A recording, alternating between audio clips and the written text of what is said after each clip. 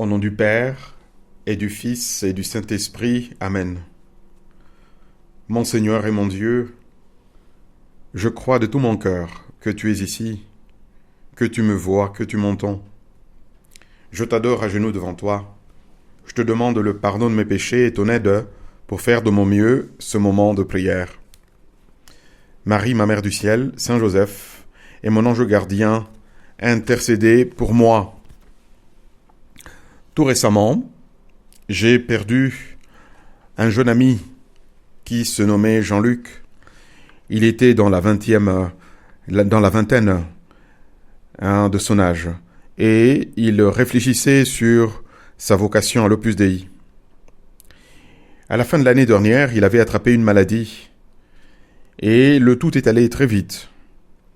Je l'ai visité à l'hôpital où il était accompagné par sa mère. Il souffrait, le jeune homme. Il souffrait tellement que nous n'avons pas parlé beaucoup. Il a mis du temps un peu à me reconnaître. Mais une fois qu'il m'a reconnu, on a parlé légèrement. Il m'a expliqué ce qui se passait. Et on a pu prier que notre Père ensemble. La prière que Jésus lui-même nous a apprise et qui acquérait, dans ces circonstances-là, un poids tout à fait spécial. Je suis parti. Je suis repassé une semaine plus tard à l'hôpital et on m'a appris qu'il était mort le matin même de ce jour-là. J'étais choqué naturellement. Je te laisse un lien dans l'application d'un audio, d'un chapelet que quelques mois auparavant, nous avions enregistré ensemble à la demande de quelques amis qui avaient besoin d'un support pour prier le rosaire en chemin ou dans la voiture chapelle, une expression récemment évoquée et commentée ici. Il y a plusieurs personnes qui utilisent cet audio que nous avons enregistré à trois, avec un autre et Jean-Luc et moi-même, pour aider nos amis à prier le rosaire en chemin. Nous n'énoncions pas les mystères, nous laissions libre la partie pour énoncer le mystère, de sorte que chacun puisse prier le mystère du chapelet qui lui convient ou qui lui plaît selon les jours. Le souvenir de ce Notre Père mémorable que j'ai prié avec le regretté Jean-Luc m'est revenu en lisant l'évangile de ce jour, dans lequel Jésus insiste sur le fait que Dieu est notre Père. Et que le connaître, lui, Jésus, c'est connaître le Père. Et que nul ne va vers le Père sans passer par Jésus. L'Évangile nous dit, « Puisque vous me connaissez, vous connaîtrez aussi mon Père. Dès maintenant, vous le connaissez, et vous l'avez vu. » Philippe lui dit, « Seigneur, montre-nous le Père, cela nous suffit. » Jésus lui répond, « Il y a si longtemps que je suis avec vous, et tu ne me connais pas, Philippe. Celui qui m'a vu a vu le Père. » Et dans la suite, le Seigneur insiste davantage sur l'unité intime, substantielle, dira-t-on plus tard, qui existe entre le Père et le Fils, Jésus. Benoît XVI, dans cet essai lumineux, qui s'appelle Jésus de Nazareth, nous a éclairé davantage sur la personne de Jésus. Et il se demande à un moment donné, qu'est-ce que Jésus nous a apporté de neuf? Et il répond lui-même, il nous a apporté la juste connaissance de Dieu. Pour quelle raison, Seigneur, tu as voulu que nous apprenions à connaître Dieu, non pas en tant que Dieu, mais comme Père? N'est-ce pas parce que tu venais nous enseigner à aimer Dieu plutôt qu'à le craindre? À propos d'aimer Dieu comme Père plutôt qu'à le craindre, je me souviens maintenant de l'anecdote d'un couple d'enfants, Hadassah et Noam. Ce sont deux jeunes Israéliens.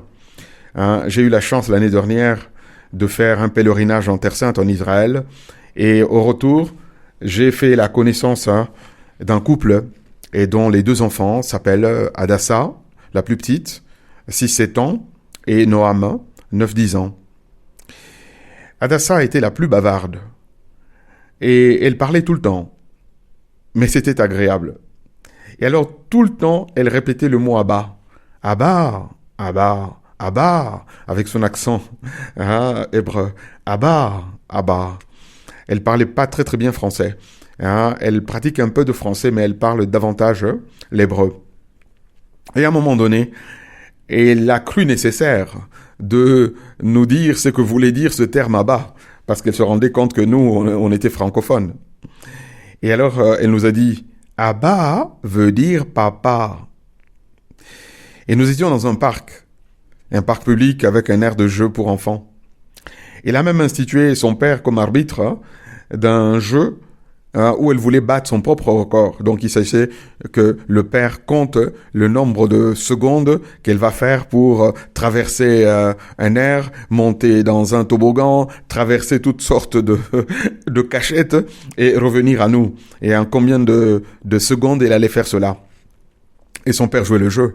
Et son père, pour se moquer d'elle, comptait plus lentement. Il disait, non, papa, faut compter plus vite. Et son père comptait plus vite. C'était amusant. C'était le jour où on rentrait déjà à la fin de notre pèlerinage. Eh bien, c'est cela, fréquenter son père avec le naturel d'un enfant, comme un enfant fréquente son papa. Eh bien, la notion de Dieu, oui, penser Dieu comme Dieu, évoque une réalité qui, en fait, en impose et subjugue. Le nom Dieu en impose et subjugue.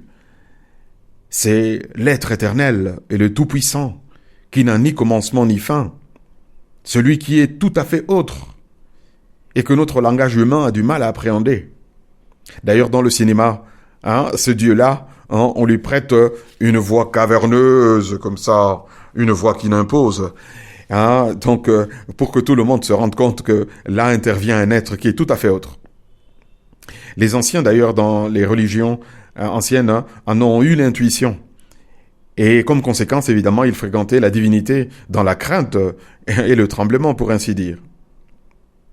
Seigneur Jésus, tu nous as appris plutôt à nous, qui sommes enfants de Dieu chrétiens, tu nous as appris à fréquenter Dieu comme Abba, Père, oui, à le voir comme la petite Adassa voit son père, son papa, comme l'être le plus proche, un être chaleureux, aimant, et en qui nous avons assurance et protection.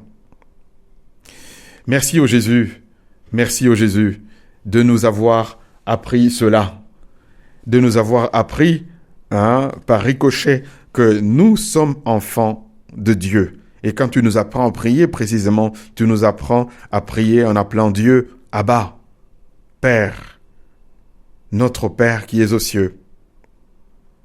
Merci au Jésus.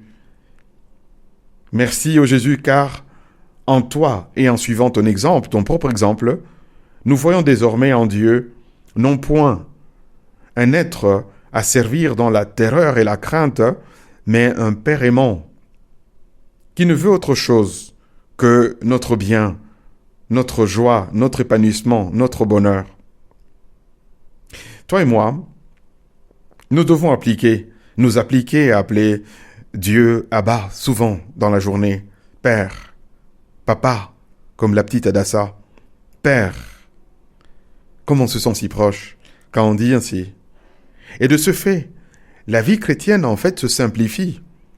On ne la voit plus comme une série d'obligations, des devoirs à accomplir face à un justicier qui est sur le point de nous punir à tout moment si nous faisons mal les choses.